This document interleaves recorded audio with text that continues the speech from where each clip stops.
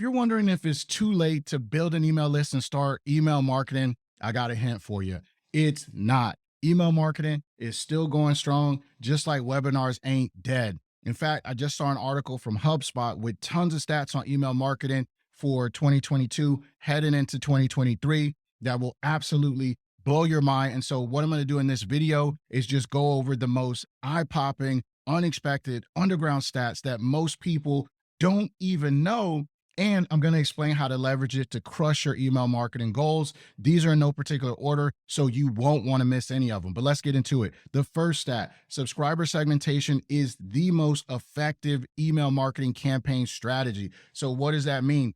That means you look at your subscribers, you look at the things that they've clicked on and the actions that they've taken in the past, and then you send them promotions and emails and stuff like that based on those actions and products and stuff that they've already viewed. The next stat: 33% of marketers send weekly emails and 26% send emails multiple times per month. Here's the next stat: 77% of marketers have seen an increase in email engagement over the last 12 months. So that right there fully debunks the myth that email marketing is dead. Forget Apple and their tech updates and all the other stuff that people out here are trying to claim are going to hurt your chances at email marketing. Look, yeah, the rules of the game maybe changed a little bit, but the game is still on. Okay, let's get into the next stat. Smartphone users prefer to receive brand communication via email. Okay. The next stat: email marketing revenue is estimated to reach almost $11 billion by the end of 2023. That actually came from Statista. It was from 2021. So we're well on track to hit that expectation. And so, what does that mean? There's just generational wealth up for grabs just from sending email, right?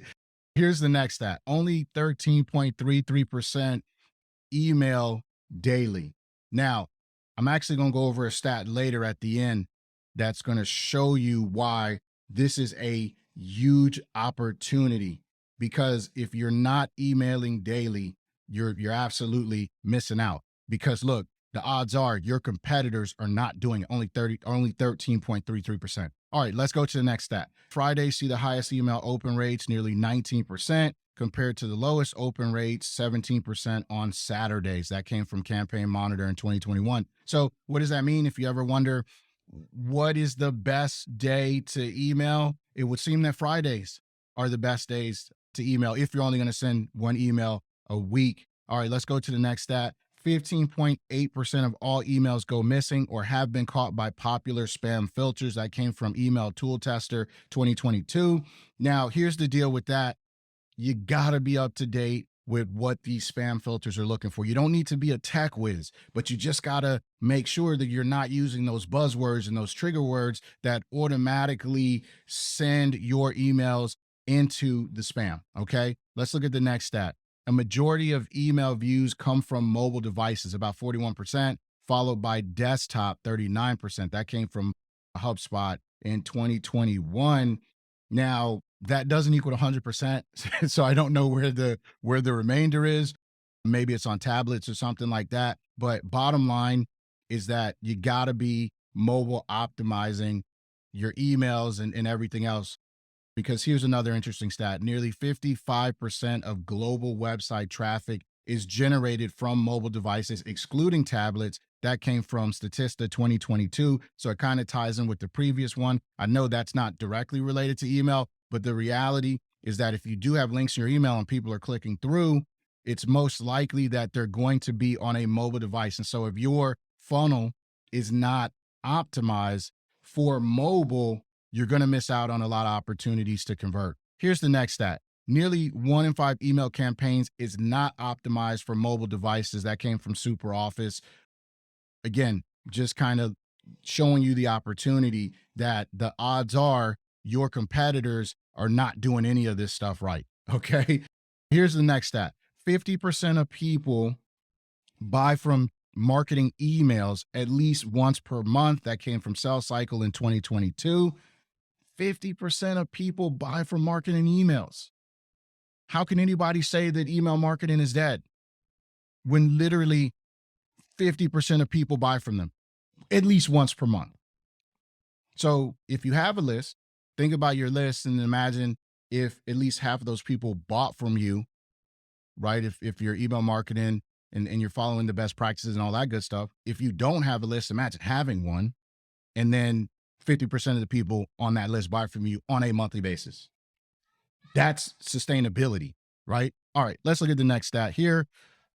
More than 8 out of 10 people will open a welcome email, generating 4 times as many opens and 10 times as many clicks as any other email type. That actually came from GetResponse in 2020.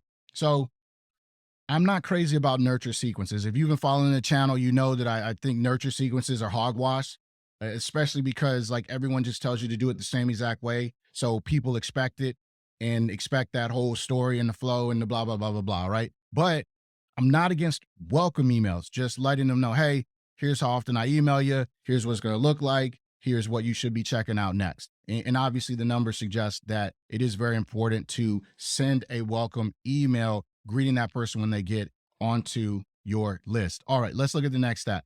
59% of respondents say marketing emails have influenced their purchase. That came from Sales Cycle in 2022. 59% of people say that an email that they received influenced their purchasing decision. It's all right there. So if you're not doing this, if you don't have a list, you're just missing out. There's no other way to put it. The proof is in the pudding, so to speak, right? All right, let's look at this next one. 99% of email users check their inbox every day, with some checking 20 times a day. That's probably me right there. I am a chronic email checker.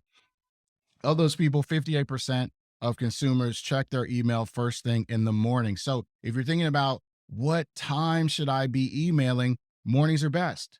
And the cool thing is that all of these email marketing softwares have that feature in there where you can set a send window. And I'm no like super tech whiz or anything else like that, but my guess is that it's based on the IP address. So as long as they're not using some type of VPN when they, got on your list or whatever, then they're going to send it in that window where they expect it to be that time where they're estimating they're at, again, based on IP. I guess, again, I'm not like some tech wizard, but basically what I am going to tell you to do is leverage that feature and that send window feature so that you can take advantage of the fact of knowing that the majority of people are going to check first thing in the morning, and everyone is going to check at least once a day, right?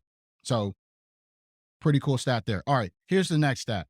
Recognizing a sender, oh, this is a good one, is the most important factor in deciding to open an email, followed by actually having the time to read an email. That came from Pathwire in 2021.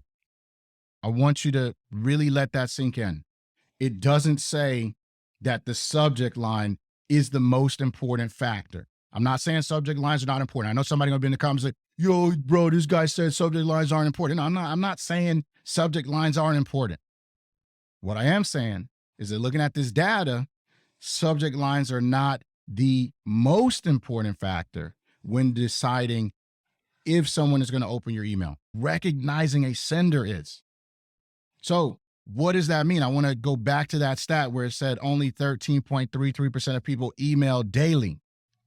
If you're not emailing consistently and your subscribers don't recognize you, regardless of how amazing your subject line is, you're going to hurt your potential to get opens. So you got to be emailing on a regular basis. Your competitors aren't doing it. So there's a great opportunity for you to be the recognizable sender and give yourself a chance to get your emails open more frequently, which allows you to build a better relationship and then cash in on all of that goodwill and all that stuff by having really, really insane offers that help people in a major way so they have no choice but to buy from you. All right. So there you have it. Now, YouTube thinks that the video that just popped up would be a great option for you to watch next. So go ahead and check that out. And until the next time, peace.